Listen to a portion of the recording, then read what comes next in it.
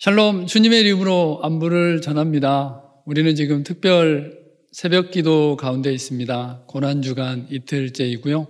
오늘도 예배를 통해서 하나님을 만나고 고난의 의미를 묵상함으로 하나님 앞에 나아가겠습니다. 우리 사도신경으로 신앙을 고백하겠습니다. 나는 전능하신 아버지 하나님 천지의 창조주를 믿습니다. 나는 그의 유일하신 아들 우리 주 예수 그리스도를 믿습니다.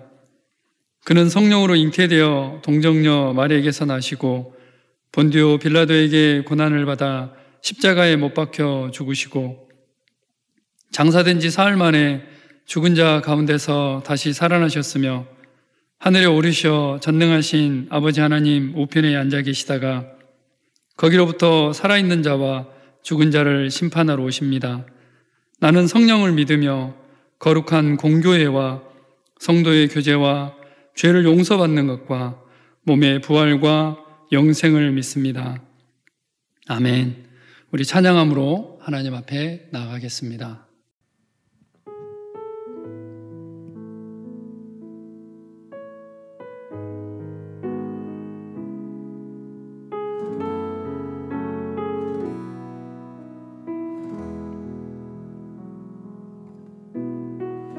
나 같은 죄인 살리신 주의 놀라와 잃었던 생명 찾았고 광명을 얻었네. 우리 다시 한번 나 같은 죄인 살리신 나 같은 죄인 살리신 주의 놀라와 잃었던 생명 찾았고 광명을 얻었네. 주 찬양 주 찬양 주 찬양 내 마음 다해 주 찬양 주 찬양 내 생명 다해. 우리 다시 한번 나 같은 죄인 살리신 나 같은 죄인 살리신 주의 놀라와 잃었던 생명 찾았고 광명을 얻었네. 큰 죄악에서 건지신 큰 죄악에서 건지신 주의 고마워 나 처음 믿은 그 시간 귀하고 귀하다. 함께 찬양합시다. 주 찬양 주 찬양 주 찬양 내 마음 다해 주 찬양 주 찬양 주 찬양 내 생명. 다시 한번 주 찬양 주 찬양 주 찬양 내 마음 다해 주 찬양 주 찬양. 우리 목소리 펴서 함께 3, 4절 찬양하도록 하겠습니다. 이제껏 내가 산 것도 이제껏 내가 산 것도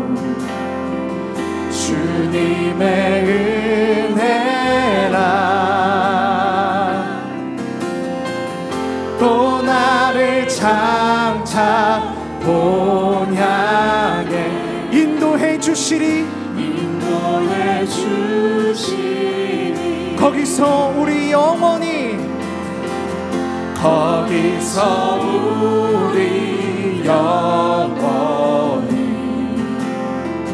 주님의 은혜로 우리가 해처럼 밝게 살면서 해처럼 밝게 살면서 주 찬양하리라 주 찬양하리라 아멘. 주 찬양 주 찬양 주 찬양 내 마음 다해 주 찬양 주 찬양 주 찬양 내 생명 다시 한번 주 찬양 주님을 찬양 주 찬양 내 마음 다해 주 찬양 주 찬양 내 생명 다해 주 찬양 주 찬양 주 찬양 내 마음 다해 주 찬양 주 찬양 내 생명 다해.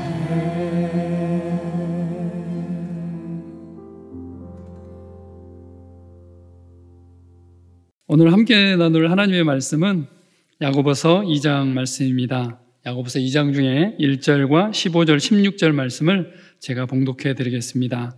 야고보서 2장입니다. 내 형제들아, 영광의 주 곧 우리 주 예수 그리스도에 대한 믿음을 너희가 가졌으니 사람을 차별하여 대하지 말라.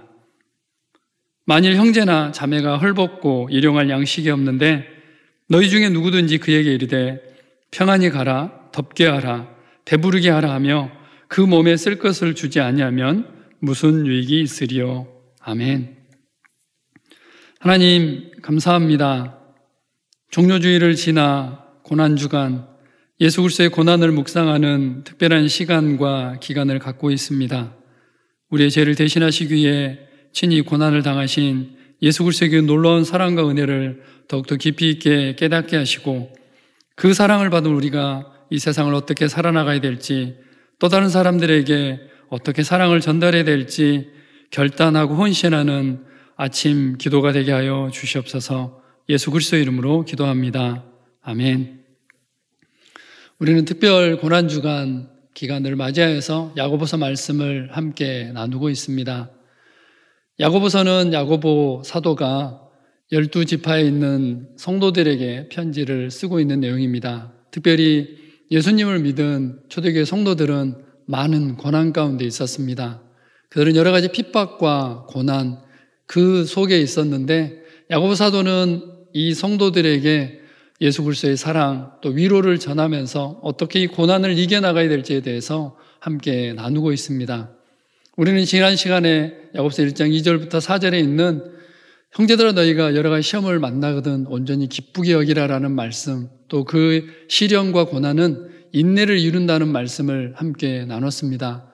오늘은 야고보서 2장 말씀을 중심으로 해서 우리에게 주어진 고난과 시련, 또 어떤 핍박이 있는지에 대해서 함께 나누고 우리는 어떻게 그것을 해석하고 어떻게 맞아갈 것인지에 대해서 함께 하나님의 말씀을 나누겠습니다. 야고보서 2장에는 두 가지 핍박이 나옵니다. 하나는 차별이라는 핍박이고 또 하나는 가난이라는 경제적인 어려움의 핍박이 나와 있습니다. 이 두 가지 말씀들을 함께 나누면서 이 시대를 살아가는 우리는 어떻게 이 핍박과 시련을 이겨나갈 수 있는지 또 어떻게 해석할 것인지에 대해서 함께 말씀을 나누겠습니다. 그 첫 번째 핍박은 바로 차별이라는 단어입니다. 사실 우리는 차별이라는 단어를 별로 좋아하지 않습니다. 또 우리 인생을 가만히 들여다보면 우리가 지금까지 살아오면서 우리는 수많은 차별 속에 있었습니다. 때로는 고향 때문에, 때로는 학교 때문에, 때로는 남자나 여자 때문에, 때로는 우리가 어디에 살고 있느냐에 따라서 차별을 받기도 하고, 또 직장에서, 가정에서 우리는 참으로 많은 차별을 또 대하고 경험했습니다. 그럴 때마다 우리는 마음이 쉽지 않습니다. 그럼에도 불구하고 초대교회 성도들, 또 지금까지 살았던 많은 성도들은 많은 차별 가운데 있었음을 볼 수 있습니다. 또 성경 곳곳에는 예수님을 믿은 많은 성도들이 어떤 차별 가운데 있었는지, 또 어떤 차별을 받았는지에 대해서 기록하고 있는 것도 볼 수 있습니다. 오늘 야고보서 2장에는 굉장히 짧은 구절이지만 차별이라는 단어가 3번이나 나오고 있습니다. 야고보서 2장 1절입니다. 내 형제들아, 영광의 주 곧 우리 주 예수 그리스도에 대한 믿음을 너희가 가졌으니 사람을 차별하여 대하지 말라. 너희끼리 서로 차별하며 악한 생각으로 판단하는 자가 되는 것이 아니냐. 만일 너희가 사람을 차별하여 대하면 죄를 짓는 것이니 율법이 너희를 범법자로 정죄하리라. 성경 전체를 보면 차별이라는 단어가 아주 많이 나오지는 않습니다. 한 6, 7번 정도 나오는데 무려 3번이 야고보서에 나옵니다. 차별. 그런데 오늘 야고보서 2장 본문을 가만히 들여다보면 이 차별이 외부로부터 왔다기보다는 내부적인 요인이 더 많다는 것을 우리는 말씀을 통해서 볼 수 있습니다. 2장 1절에도 내 형제들아 사람을 차별하여 대하지 말라. 또 야고보서 2장 4절에도 너희끼리 서로 차별하며, 또 2장 9절 말씀에도 너희가 사람을 차별하여 대하면, 그렇게 해서 외부에서 차별을 했다기보다는 내부적으로 공동체 안에서 성도들끼리의 차별이 있었음을 야고보서는 이야기하고 있습니다. 초대교회에 많은 사람들이 예수님을 믿게 되었습니다. 각계각층의 사람들, 또 부의 격차가 있는 사람들, 또 신분의 격차, 여러 가지 모양의 성도들이 공동체 안으로 들어오게 되었습니다. 그런데 이 안에서 자연스럽게 차별이 있었음을 우리는 야고보서 2장 말씀을 통해서 볼 수 있습니다. 특별히 야고보서 2장에는 어떤 옷을 입었느냐, 또 그 사람이 부가 어떻는지, 귀천이 어떻는지에 대해서 거기에 따라서 차별이 있었음을 야고보 기자는 이야기를 하고 있습니다. 그러면서 야고보서에는 명확하게 나와 있습니다. 더 이상 차별하지 말라. 이 차별하는 것은 다른 죄와 비슷하다라고 얘기를 하고 있습니다. 차별. 우리는 그 단어를 좋아하지 않지만 우리가 예수님을 믿으면서 차별당할 수밖에 없음을 너무나 잘 알고 있습니다. 초대교회 성도들 공동체 안에서도 차별이 있었지만 이제 본격적으로 로마 시대에 살았던 성도들은 끊임없는 차별을 받아야 했고 2000년 기독교 역사 속에서 기독교인들은 예수님을 믿는다는 이유 때문에 끊임없이 차별을 받아왔습니다. 때로는 세금으로, 때로는 공직에 나갈 수 없으므로, 때로는 주변 사람들에게, 때로는 직업 때문에 차별을 받아야만 하는 사람들이 바로 그리스도인이었습니다. 그런데 놀랍게도 하나님께서는 우리를 결코 차별하지 않으십니다. 이것만으로도 우리는 많은 위안을 받게 되는데요. 로마서 3장 22절입니다. 곧 예수 그리스도를 믿음으로 말미암아 모든 믿는 자에게 미치는 하나님의 의니 차별이 없느니라. 거기에는 헬라인이나 유대인이나 할레파나 무할레파나 야만인이나 스구두야이나 종이나 자유인이 차별이 있을 수 없나니 오직 그리스도는 만유시요 만유 안에 계시니라. 하나님은 우리를 결코 차별하지 않으십니다. 하나님 우리를 사랑하시고 예수 그리스도의 십자가 보혈 안에서 결코 차별이 없음을 우리는 너무나 잘 알고 있습니다. 또 한 가지 우리에게 위로를 주는 것이 있습니다. 예수님은 수많은 차별 속에 사셨습니다. 예수님은 태어나면서부터 차별을 받으셨고 평생 동안 끊임없이 차별을 받았음을 우리는 잘 알고 있습니다. 예수님은 고향 때문에 또 태어난 출신지 때문에 끊임없이 차별을 받았습니다. 요한복음 1장 45절 말씀 보면 빌립이 나다나엘을 찾아 이르되 모세가 율법에 기록하였고 여러 선지자가 기록한 그 일을 우리가 만났으니 요셉의 아들 나사렛 예수니라. 나다나엘이 이르되 나사렛에서 무슨 선한 것이 날 수 있느냐? 빌립이 이르되 와서 보라 하니라. 나사렛, 갈릴리. 예수님의 이름 앞에 늘 함께 따라다녔던 명칭이 갈릴리 사람, 나사렛 예수라는 단어였습니다. 지금 우리는 너무 익숙한 명칭이지만 그때 당시에 갈릴리 사람, 나사렛이라는 그 단어는 비천한 사람, 촌뜨기, 또 결코 선한 것이 나올 수 없는 곳이 바로 나사렛이었고 갈릴리였습니다. 초대교회 성도들, 그리고 예수님은 이 출생지에서부터, 고향에서부터 바로 차별을 받았던 분이 바로 예수님이셨습니다. 또한 예수님은 그뿐만 아니라 여러 가지 상황 속에서 차별을 받으셨습니다. 직업에서도 차별을 받으셨던 분이 바로 예수님이셨습니다. 마가복음 6장 3절 말씀입니다. 이 사람이 마리아의 아들 목수가 아니냐? 야고보와 요셉과 유다와 시몬의 형제가 아니냐? 그 누이들이 우리와 함께 여기 있지 아니하냐고 예수를 배척한지라. 예수님은 직업 때문에도 차별을 받으셨습니다. 감히 목수가 어떻게 우리를 가르칠 수 있느냐? 목수가 어떻게 저런 지식을 가질 수 있지? 라고 사람들은 생각하였고 예수님은 직업 때문에도 차별을 받으셨습니다. 결과적으로 예수님께서는 우리가 차별받았기 때문에 우리의 차별을 감당하시기 위해서 친히 핍박받으셨고 고난받으셨다는 것을 우리는 말씀을 통해서 알 수 있습니다. 이사야서 53장입니다. 그는 멸시를 받아 사람들에게 버림받았으며 강고를 많이 겪었으며 질고를 아는 자라. 마치 사람들이 그에게서 얼굴을 가리는 것 같이 멸시를 당하였고 우리도 그를 귀히 여기지 아니하였도다. 그는 실로 우리의 질고를 지고 우리의 슬픔을 당하였거늘 우리는 생각하기를 그는 징벌을 받아 하나님께 맞으며 고난을 당한다 하였노라.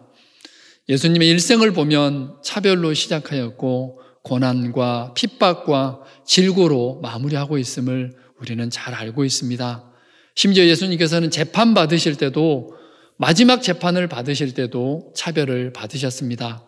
그 재판은 불공정한 재판이었고 예수님은 불공정한 재판의 결과로 십자가에 못 박히시게 됩니다. 차별. 어쩌면 그리스도인의 삶 가운데 너무나 당연히 함께 따라다니는 단어가 차별이라는 단어입니다. 우리는 차별이라는 단어가 올 때 이상하게 여기기도 하고 또 핍박과 시련과 고난이라는 단어로 생각할 수도 있습니다. 고난주간. 예수님께서는 차별당하셨습니다. 예수님께서는 핍박당하셨고 예수님께서는 고난당하셨습니다. 그래서 우리는 이 차별이라는 단어를 다시 재해석하고 예수님을 믿는다는 것 때문에 우리한테 오는 차별에 대해서 이상하게 여기는 것이 아니고 다시 한번 감사와 찬양으로 돌려야 된다는 것을 우리는 말씀을 통해서 한번 생각해 볼 수 있습니다. 또 한 가지는 예수님께서 우리를 차별하지 않으셨고 하나님께서 우리를 차별하지 않으셨기 때문에 우리는 너무나 당연하게 다른 사람을 차별해서는 안 됩니다. 초대교회 성도들 사이에서 공동체 안에서 끊임없이 차별이 있었습니다. 우리도 어쩌면 우리가 차별당할 뿐만 아니라 우리도 다른 사람을 차별할 수 있다는 것을 말씀을 통해서 생각해 볼 수 있습니다. 혹시라도 나의 삶 가운데 다른 사람을 차별하지는 않았는지, 또 차별하고 있지는 않았는지 가족 안에서, 공동체 안에서 우리의 삶을 돌아보기를 원합니다. 초대교회 성도들, 그들은 차별 가운데서 끊임없이 기뻐하고 즐거워하였습니다. 예수님을 믿는 것 때문에 오는 핍박과 능욕을 그들은 감사함으로 이겨냈습니다. 사도행전 5장 41절입니다. 사도들은 그 이름을 위하여 능욕받는 일에 합당한 자로 여기심을 기뻐하면서 공의 앞을 떠나니라. 예수님의 이름 때문에 차별받는 것, 핍박받는 것, 그것을 기뻐했던 사도들이었습니다. 고난주간을 지나면서 행여라도 예수님 때문에 고난받는, 또 차별받는 일이 있다면 예수님 때문에 내가 고난을 받고 차별을 받는구나 라고 생각하시면서 감사하고 찬양하고 기뻐하는 이 고난주간이 되기를 원합니다. 또 혹시라도 나의 실수로 또 나의 연약함 때문에 내가 차별하고 있지는 않은지, 또 다른 사람을 차별대하고 있지는 않는지 우리의 삶을 돌아보기를 원합니다. 야고보서 편지를 받았던 초대교회 성도들이 당했던 또 다른 고난과 핍박은 가난이었습니다. 경제적인 어려움이었습니다. 야고보서 2장 15절 말씀입니다. 만일 형제나 자매가 헐벗고 일용할 양식이 없는데, 야고보 기자는 이 상황에 대해서, 초대교회 성도들의 상황에 대해서 돌려 이야기하지 않고 아주 극적인 표현을 하고 있습니다. 헐벗었다. 또 하나는 일용할 양식이 없다라고 표현을 하고 있습니다. 물론 지금 현재를 살아가는 우리에게 대부분의 성도들의 삶 가운데는 헐벗고 또 일용할 양식이 없는 상황이 아닐 수도 있습니다. 그러나 경제적인 어려움들, 또 가난이라는 단어는 늘 우리와 함께 하고 있음을 너무나 잘 알고 있습니다. 성도들의 삶, 초대교회 성도들의 삶, 그리고 2000년 기독교 역사 속에서 많은 성도들은 이 가난과 또 어려움, 경제적인 어려움 속에서 살았습니다. 로마 카타콤에 살았던 초대교회 성도들, 그리고 터키 갑바도기의 지하도시에 살았던 성도들, 그들은 제대로 된 경제 활동을 할 수 없었고 끊임없이 가난과 어려움 가운데 지내야만 했습니다. 또 예수님을 제대로 믿었던 수많은 믿음의 선배들은 바로 어려움 속에서, 또 가난 속에서 그 믿음의 순수성을 지켜가야만 했습니다. 히브리서는 이렇게 기록하고 있습니다. 돌로 치는 것과 톱으로 켜는 것과 시험과 칼로 죽임을 당하고 양과 염소의 가죽을 입고 유리하여 궁핍과 환난과 학대를 받았으니 이런 사람은 세상이 감당하지 못하느니라. 그들이 광야와 산과 동굴과 토굴에 유리하였느니라. 예수님을 믿는 것, 또 하나님을 믿는 것, 어쩌면 당연히 가난이 따라올 수도 있습니다. 그런데 우리는 어느 순간 이 가난을 이상하게 생각하였고, 또 예수님으로 인해서 있어지는 핍박들을 이상하게 생각하는 세대에 살고 있습니다. 고난주간을 맞이하여서 다시 한번 예수님으로 인해서, 또 예수님을 믿는다는 것 때문에 우리에게 있어지는 핍박과 고난, 또 가난에 대해서 새로운 각도로 재해석해 가기를 원합니다. 또 예수님께서는 너무너무 가난한 삶을 사셨습니다. 우리를 위해서 가난을 선택하셨고, 예수님은 태어나면서부터 가난 속에서 사셨습니다. 누가복음 2장 7절 말씀입니다. 첫 아들을 낳아 강보로 싸서 구유에 뉘었으니 이는 여관에 있을 곳이 없음이러라. 사실 이 말씀을 우리는 가난하고 잘 연결짓지 않습니다. 왜냐하면 크리스마스 성극을 할 때마다 구유에 누이신 아기를 우리는 미화하였고, 또 아기 예수님을 생각할 때마다 구유를 생각하게 됩니다. 그러나 그 환상을 깰 수는 있지만 다시 한번 생각해 보면 이 구유는 지금 현재 생각하면 마구간이고 바로 소나 돼지가 살고 있는 축사입니다. 가축들이 자라는 축사이고, 또 하나는 바로 창고 같은 곳에서 예수님은 태어나셨습니다. 돈이 없어서, 영원에 묵을 곳이 없어서 태어나면서부터 예수님은 가난 속에서 태어나셨습니다. 예수님 스스로도 그렇게 말씀하셨습니다. 마태복음 8장 20절 말씀 보면 예수께서 이르시되 여우도 굴이 있고 공중에 새도 거처가 있으되 인자는 머리 둘 곳이 없다 하시더라. 공생의 기간 동안, 그리고 예수님이 이 땅에 사시는 동안 부유한 삶을 살지 않으셨음을 우리는 너무나 잘 알고 있습니다. 왜 예수님은 그런 삶을 사셨을까요? 왜 왕자로 태어나지 않으셨고, 왜 귀족 집안에 태어나지 않으셨고, 왜 부유한 집에 태어나지 않으셨을까요? 그것은 예수님은 우리의 가난을 부욕케 하시기 위해서 오셨기 때문입니다. 우리 주 예수 그리스도의 은혜를 너희가 알거니와 부요하신 이로써 너희를 위하여 가난하게 되심은 그의 가난함으로 말미암아 너희를 부요하게 하려 하심이라. 예수님께서 이 땅에 오신 이유입니다. 우리를 부요하게 하기 위해서 가난하게 되셨고, 가난을 선택하셨음을 우리는 너무나 잘 알고 있습니다. 그런데 야고보서에 나와 있는 이 가난의 문제, 야고보는 약간 다른 각도에서 접근을 하고 있습니다. 우리는 예수님을 믿는 것 때문에 또 복음 때문에 가난해지는 것을 힘들고 어렵다라고 생각할 수 있는데 야고보서에는 약간 다른 각도에서 이야기를 합니다. 그 가난이 어려움이 아니고 그 가난을 기회로 생각하고 있습니다. 공동체를 섬길 수 있는 기회, 사랑하는 성도들을 섬길 수 있는 기회로 생각하고 있습니다. 야고보서 2장 16절입니다. 너희 중에 누구든지 그에게 이르되 평안히 가라, 덥게 하라, 배부르게 하라 하며 그 몸에 쓸 것을 주지 아니하면 무슨 유익이 있으리요. 이와 같이 행함이 없는 믿음은 그 자체가 죽은 것이라. 영혼 없는 몸이 죽은 것 같이 행함이 없는 믿음은 죽은 것이니라.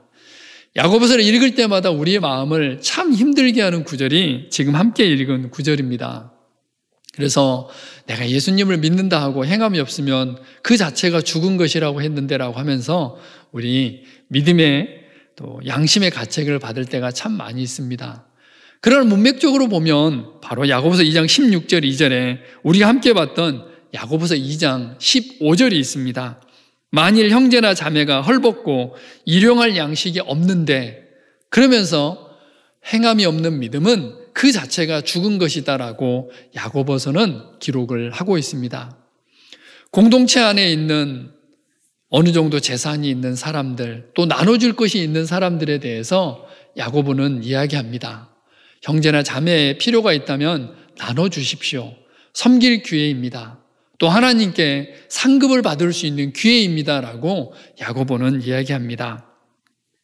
고린도후서 8장 14절입니다. 이제 너희가 넉넉한 것으로 그들의 부족한 것을 보충함은 후에 그들의 넉넉한 것으로 너희의 부족한 것을 보충하여 균등하게 하려 함이라. 기록된 것 같이 많이 거둔 자도 남지 아니하였고 적게 거둔 자도 모자라지 아니하였느니라. 사도 바울도 고린도에 있는 성도들에게 이야기를 합니다.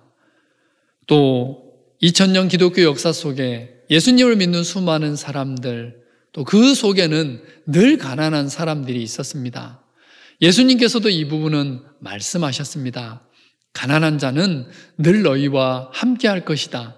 그리고 섬길 기회가 있을 것이다 라고 말씀하셨습니다.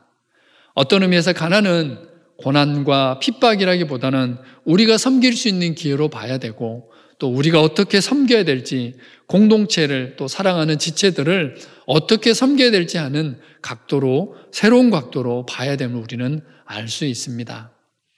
또 이 가난한 사람들은 예수님을 섬길 수 있는 기회가 됨을 마태복음에서 이야기하고 있습니다. 마태복음 25장 35절부터입니다.